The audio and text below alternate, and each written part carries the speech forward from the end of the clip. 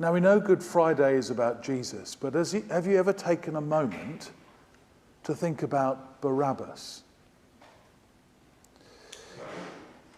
In the reading we heard read, it said, with this, Pilate went out again to the Jews gathered there and said, I find no basis for a charge against him, that is Jesus. But it is your custom for me to release to you one prisoner at the time of Passover. Do you want me to release the King of the Jews? They shouted back, no, not him. Give us Barabbas. Now Barabbas had taken part in an uprising. Luke gives us a little bit more detail. In chapter 23 of Luke writes, Pilate called together the chief priests, the rulers and the people and said to them, you brought me this man as one who was inciting the people to rebellion. I have examined him in your presence and have found no basis for your charges against him. Neither has Herod, for he sent him back to us. As you can see, he has done nothing to deserve death. Therefore, I will punish him, that's Jesus, and then release him. But the whole crowd shouted, away with this man. Release Barabbas to us. Barabbas had been thrown into prison for an insurrection in the city and for murder. Wanting to release Jesus, Pilate appealed again to them, but they kept shouting, crucify him, crucify him. So what we see is Barabbas was a notorious criminal, a terrorist and a murderer. Certainly as far as the Romans were concerned, at least. He had led a rebellion against the Romans and was accused of murder, yet the crowd must have seen him as some sort of folk hero and cried for his release. So Pilate gave in to the crowd's demands, and having seen a get-out-of-jail-free card for himself with respect to Jesus, i.e. having the custom of releasing a prisoner every year, that's snatched from Pilate's hand as the crowd cry for Barabbas rather than the Lord Jesus. I was struck as it was read for us again today, how, isn't it interesting, how the crowd did not want sin to be punished. Somehow sin was not that bad. And we like the guy.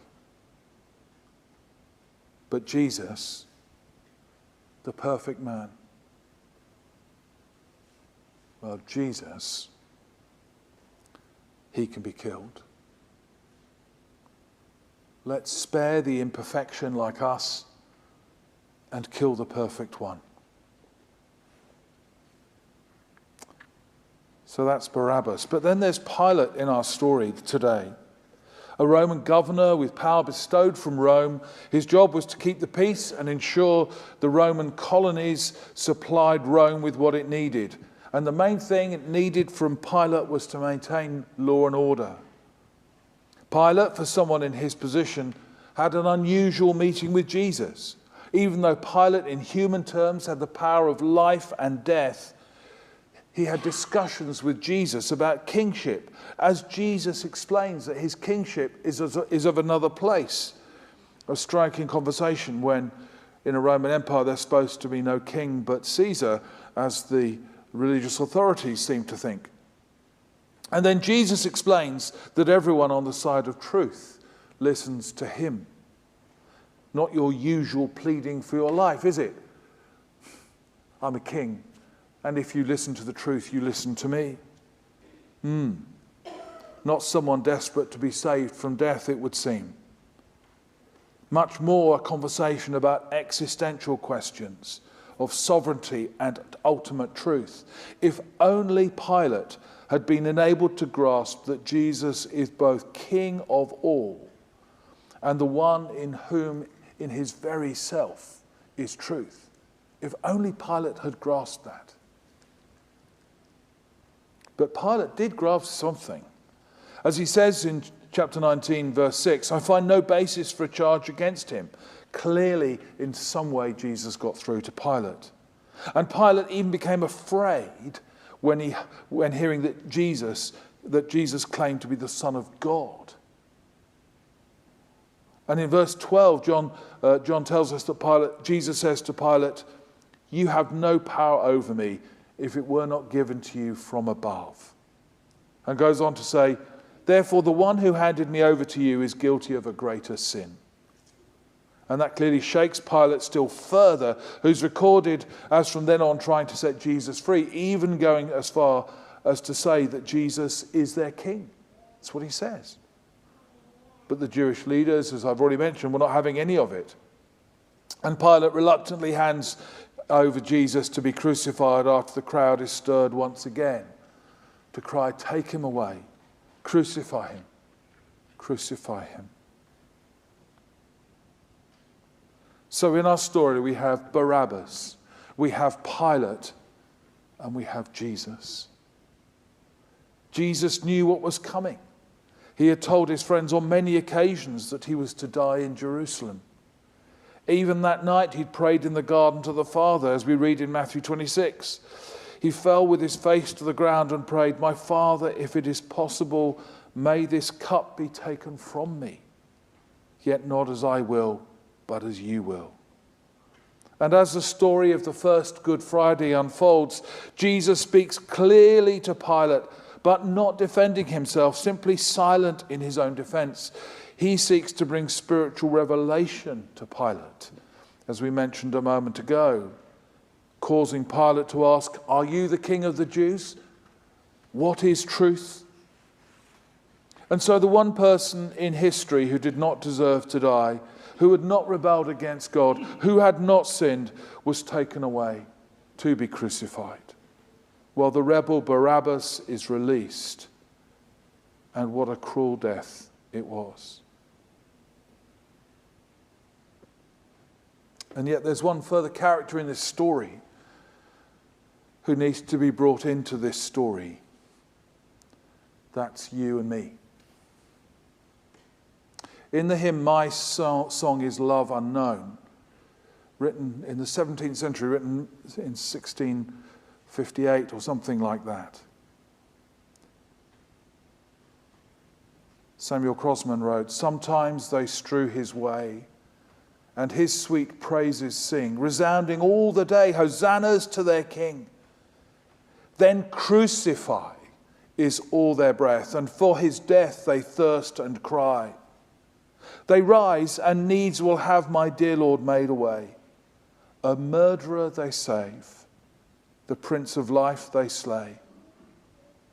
Yet cheerful he to suffering goes, that he his foes from thence might free." It's beautiful poetry. And a murderer, Barabbas, they save, the Prince of Life they slay. Cheerful he to suffering goes. Not in the sense that we usually understand cheerful, but with a smile on their face, but in the sense of being ungrudging or willingly, because he was doing it for us. So that we, who technically because of our sin are Christ's foes, his enemies, so that he might free us from the power of sin and death. And no doubt the cross that bore Jesus was the one meant for Barabbas. Barabbas, the murderer, was saved by Jesus. Released by the Romans at the baying crowd's request. And Jesus died in his place because of Pilate and the Jewish leaders.